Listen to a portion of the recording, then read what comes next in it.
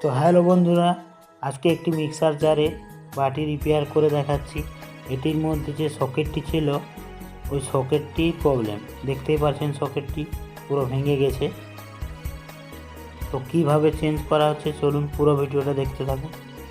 ভিডিওটি ভালো লেগে থাকলে লাইক কমেন্ট শেয়ার করে দেবেন।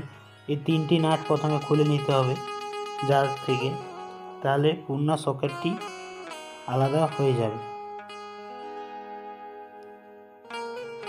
দেখতে পাচ্ছেন খোলা হয়ে গেছে। এই পুরনো সকেটটি আর এই নতুন সকেটটি লাগানো হবে। নতুন সকেটের 3টি নাট আছে, ওই 3টি নাট খোলার পর ওখানে পুনরায় সেটিং করে নেবে।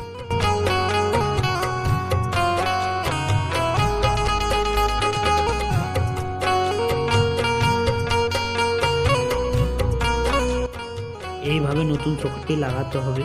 লাগানোর পর দেখাচ্ছি ভিডিও। দেখতেই পাচ্ছেন লাগানো হয়ে গেছে। দেখার জন্য ধন্যবাদ।